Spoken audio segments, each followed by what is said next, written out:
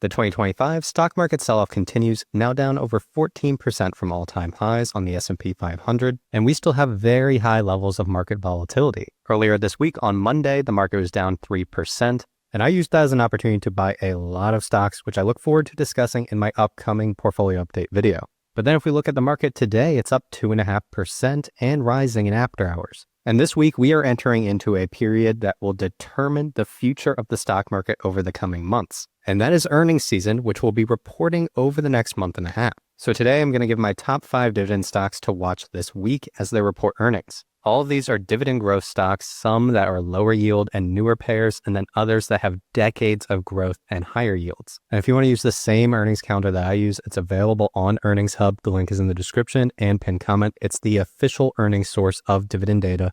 So first, let's just take a step back and remind ourselves why earnings season actually matters. It's not just about the results this quarter, as that news is often already priced into the stock. As for example, Tesla had a very poor performance in Q1 2025, but the stock is down over 5% after hours. And outcomes like this can often happen because of what people say on the earnings call. Additionally, companies will give outlook and guidance for future quarters. So as an example, if we head over to dividenddata.com, we can ask to do a summary of Tesla's earnings call, and it will break down for us. The main thing that caused the stock to go up was when Musk said right at the beginning of the call that he plans to reduce his involvement in the Department of Government Efficiency as soon as May. And this has long been an overhang on Tesla stock. And the other big things were clarity on Tesla's growth businesses of the future, like robotaxi. They reaffirmed again that they're on pace for launching in Austin, Texas, starting in June. But here's the important part. They gave clarity of when it will be financially notable to Tesla's business. Musk said that he anticipates autonomous to significantly impact Tesla's financials in the second half of 2026. They also discussed things such as the risk of tariffs and how they avoided a lot of this through having localized supply chains. And tariffs will be a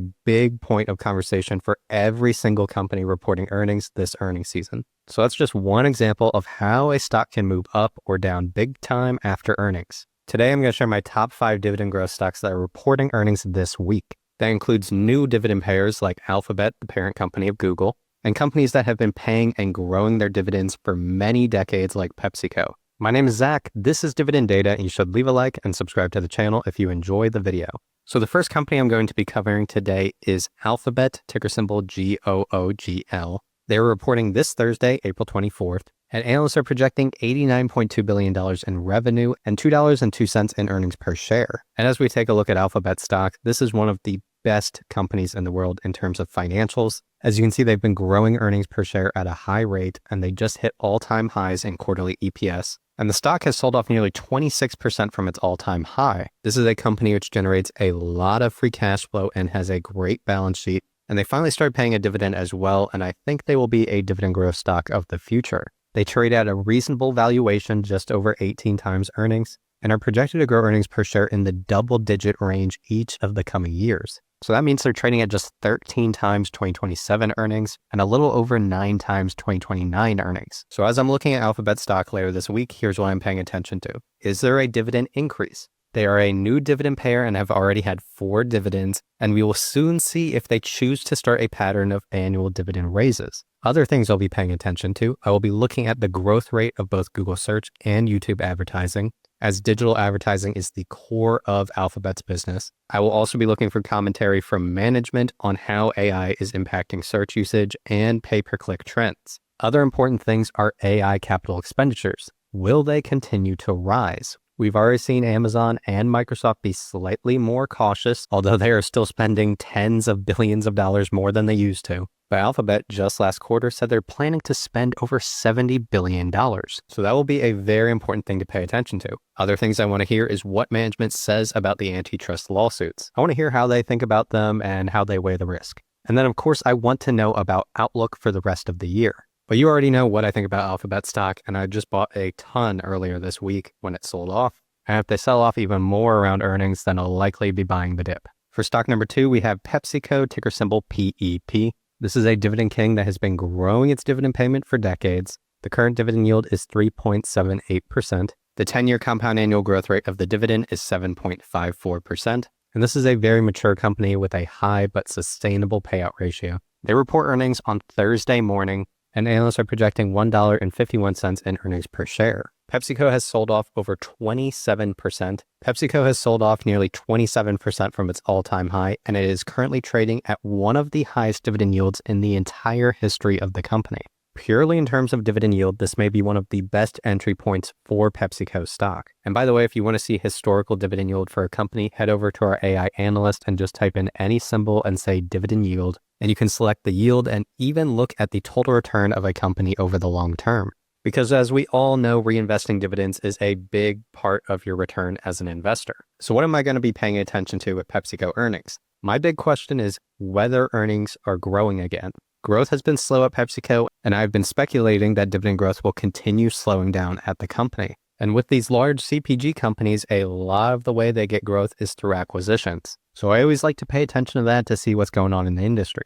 Overall, though, PepsiCo is now trading at a 5-year high for starting dividend yield. It's a reliable dividend payer with a high quality and inflation-proof business, and overall you should expect mid-single-digit dividend growth. For stock number 3, we have Union Pacific, ticker symbol UNP. They also report Thursday morning before the bell, and analysts are projecting $2.78 in earnings per share. This is a very interesting company with a long history and an extremely dominant business model. If you don't know Union Pacific, they're a gigantic railroad. And although railroads may seem like old and outdated businesses because they were back in the Industrial Revolution, they are still extremely profitable and actually vital to transferring goods across the country. Railroads today in 2025 are still one of the best businesses in the world. Just look at the growth of earnings per share for Union Pacific over recent decades, and that's led to pretty great stock price growth. This has also been a dividend growth company with regular annual increases. The 10-year compound annual growth rate of the dividend is 9.31%. The most recent dividend increase was 3%, and prior to that, they actually didn't grow the dividend for about 2 years. And the reason is they had 3 massive increases in the span of a year. So they got a little ahead of themselves. In the span of 6 quarters, they had 3 10% increases. So that's a lot of dividend growth for a railroad. So since then, growth has slowed down, but now the valuation has gotten a little more compelling and the payout ratio is getting lower again. So dividend growth may accelerate from this base in the future. The current free cash flow payout ratio is 54% and 47% based on net income. The stock for Union Pacific has sold off recently, so the current 2.5% dividend yield is actually one of the higher dividend yields of the past 5 years. So there definitely has been worse entry points for Union Pacific stock. And even with underperformance over the past few years, the 5-year total return for Union Pacific is still 55%. And going back to 1990, this company has a total return of 6,796%. So this has been a great dividend growth stock. So what am I going to be paying attention to? I want to know about outlook. Is the company going to be growing earnings in the future? Is growth accelerating? Also, how do they think about the tariff impact on their business since they're transporting a lot of goods in the US? A lot of that comes from ports of entry. Overall, my thoughts, Union Pacific is a dominant railroad with a strong moat around the business. Dividend growth is slowing after huge increases in 2020 through 2022. And growth has plateaued. So what we're doing is looking for signs of when growth will be accelerating again. For stock number 4, I have Texas Instruments, ticker symbol TXN. This is a high quality analog semiconductor company that has been growing their dividend at a high rate for decades. They are reporting on Wednesday, April 23rd, after market close, and analysts are projecting $1.07 in earnings per share. The company is currently trading at a 3.71% dividend yield and has sold off a lot from their all-time highs of $220 per share. However, this sell-off has been justified by a decline in earnings per share. And some of you longtime viewers of the channel know that I used to own Texas Instruments stock, but I was concerned with their declining free cash flow as they invest heavily into CapEx. And as you can see, their free cash flow per share has just fallen off a cliff in recent years. This is another reason why the stock is falling. Additionally, dividend growth is slowing significantly down to 4.62% in the latest increase, and prior to that, 4.84%. So this is a huge slowdown in a company that used to be one of the best dividend growth stocks you could buy. The 10-year compound annual growth rate, even with those slower increases, is still 14.87%. And if we go and look at their dividend history, there were many years where they were growing at 24% and even as high as 31%. But it's very smart of them to slow dividend increase while they're doing this massive investment. Their business is becoming a little unsustainable in terms of free cash flow. The current payout ratio based on free cash flow is now 320%. That's 2 years in a row over 300%. And their net income payout ratio is now up to 99%. However, if you take a long-term horizon, this could be a good entry point for Texas Instruments stock, as it's still a great company with a dominant position in their side of the semiconductor market. And also, analysts are projecting high earnings per share growth in the coming years. And if they're right about that, then this could be a great time to buy. Right now, in 2025, Texas Instruments is trading at one of its highest dividend yields in its entire history. So if in future decades they start to grow like they did in prior decades, then this could be a great entry point. Since 1990, the company has a total return of 11,266%. So what are the key factors I'm watching? Is CapEx still growing, or are they finally past that massive investment cycle? Is the earnings decline over? What is outlook for upcoming quarters? How do they feel like tariffs are impacting their business? Do they feel advantaged since they have a lot of US manufacturing? And overall, my main concerns are slowing dividend growth, dividend safety is declining. But if the answers to the questions above are positive, then this could be a potential buying opportunity for Texas Instruments. Stock number 5 is NextEra Energy, ticker symbol NEE. They report Wednesday before market open, and analysts are projecting 91 cents in earnings per share. And over the past 2 decades, this has been one of the best utility stocks you could have bought. As you can see, earnings per share has been growing rapidly, and this has led to significant dividend growth. The NEE dividend is growing at an 11.4% 10-year compound annual growth rate. They actually just increased their payment by 10%. And that's not bad with a starting dividend yield of 3.4%. And with the stock selling off lately, that 3.4% dividend yield is one of the highest over the past 5 years. So again, not a bad entry point. So if it sells off more after earnings, that could be a stock worth looking into.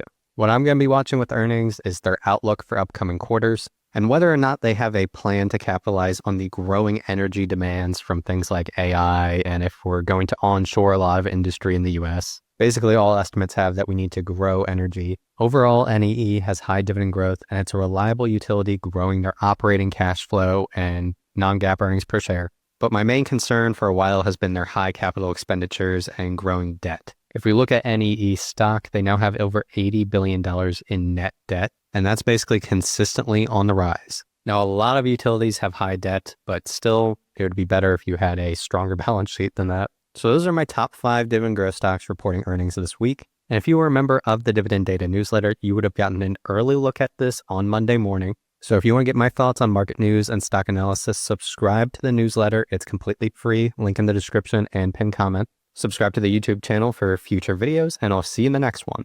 Thanks for watching.